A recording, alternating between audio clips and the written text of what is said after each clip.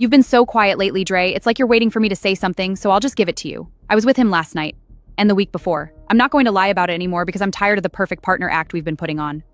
I felt like you were drifting away, and I needed to feel something real again.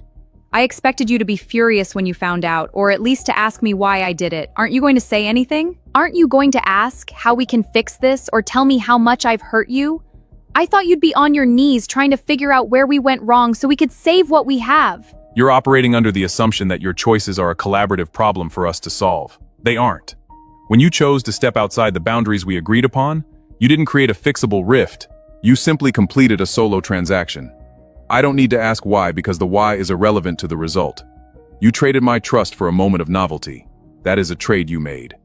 And I am simply the one who has to acknowledge the new balance of the account. That's it? A transaction? You're talking like a machine, Dre. I betrayed you. I broke your heart. You're supposed to fight for me. You're supposed to prove that I mean enough to you, that you'll do anything to keep me from leaving. If you don't fight, it just proves that you never really loved me in the first place. You're just going to let me walk out that door without even a single tear or a plea for me to stay and work it out?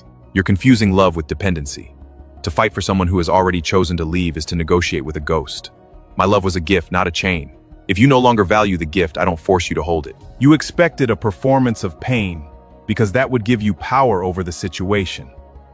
But I don't give my peace to those who don't respect my presence. You made your choice, Nora. Now you are experiencing the silence that follows it. You're so arrogant. You think you're so superior because you aren't shouting, but your silence is a weapon, Dre. You're making me out to be the villain just because I'm human and I made a mistake. You've always been so perfect, so disciplined, and it made me feel like I couldn't breathe. I only did what I did because I felt neglected by your composure.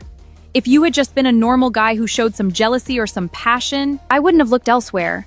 This is just as much your fault as it is mine, but you're too noble to admit it. To blame the gardener for the drought when you were the one who cut the water line is a fascinating bit of logic. My composure isn't a cage, it's a standard. If my stability made you feel neglected, it's because you were looking for chaos to validate your own restlessness. I offered you a life of clarity, and you found it boring. That isn't a failure of my character, it's a mismatch of your maturity. You're going to regret this. When you're sitting in this big empty house all by yourself, you're going to wish you had begged me to stay. You're going to realize that I was the only thing that gave this place any life. You think you're so strong, but you're just empty. You'd rather be right than be happy. How does it feel to know that you're losing the only person who actually saw through your mask? I'm not losing a person, I'm losing a distraction. And as for being right, I'm not interested in being right, I'm interested in being at peace. Happiness is a fleeting emotion that depends on external factors like your loyalty. Peace is internal. It remains when you leave, and it remains if you stay. You're trying to spark a fire in a room that I've already stepped out of, Nora. The only person you're arguing with right now is your own reflection.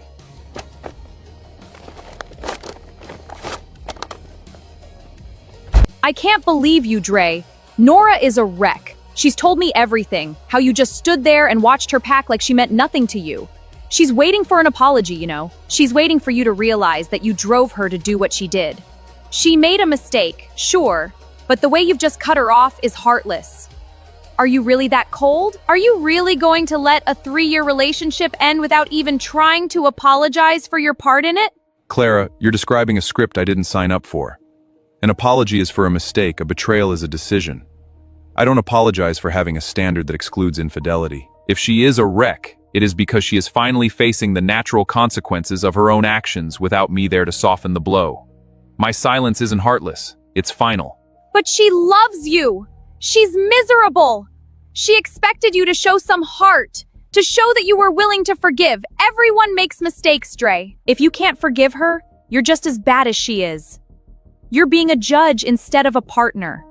Is your pride really worth more than the woman you spent 3 years with? Pride has nothing to do with it. It's about the sanctity of my mental space. To forgive in the way she wants to go back to the way things were would be to lie to myself. I don't hate her, and I don't wish her ill. But I also don't owe her my future. She expected me to beg because that would mean she still had a place in my hierarchy. She doesn't. My heart isn't a revolving door for people who only appreciate it once they've slammed it shut. I still have the key. I shouldn't have come, but I couldn't stop thinking about the last thing you said. I've been waiting for a text, a call, even a mean message, anything to show me that you're still in there. I'm sorry, Dre, I really am. I don't want the other guy. I want us. I'll do anything. I'll give you all my passwords. I'll never go out without you. Just tell me what I have to do to make you look at me like you used to. Please, I'm begging you now. The fact that you think passwords and restrictions are the solution proves you still don't understand the problem.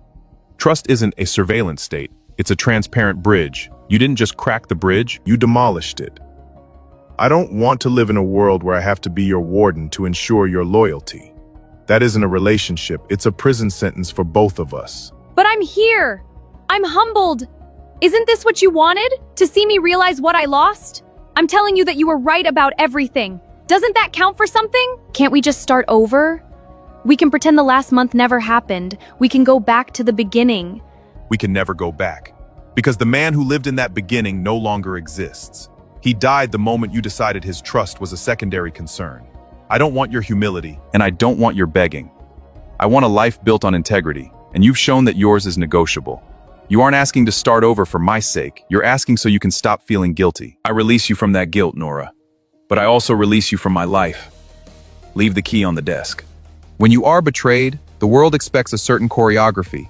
It expects anger, it expects pleading, and it expects a desperate attempt to fix what someone else chose to break. The betrayer often counts on this emotional theater. They expect you to beg for their return because it validates their worth even as they devalue yours. But you must understand that your peace is a fortress, not a marketplace. You do not negotiate with someone who has already set fire to the contract. One of the great masters once taught us that. The soul becomes dyed with the color of its thoughts. If you spend your thoughts begging for the loyalty of a person who has none, your soul becomes desperate and small.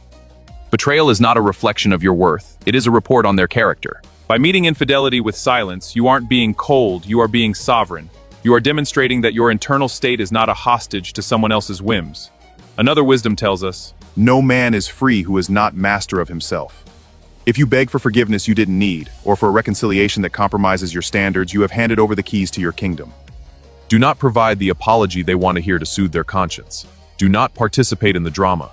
Reclaim your time, reclaim your energy, and most importantly, reclaim your sovereignty. Stand tall in your own truth, and let the noise of their choices fade into the distance. Stay sovereign, stay disciplined.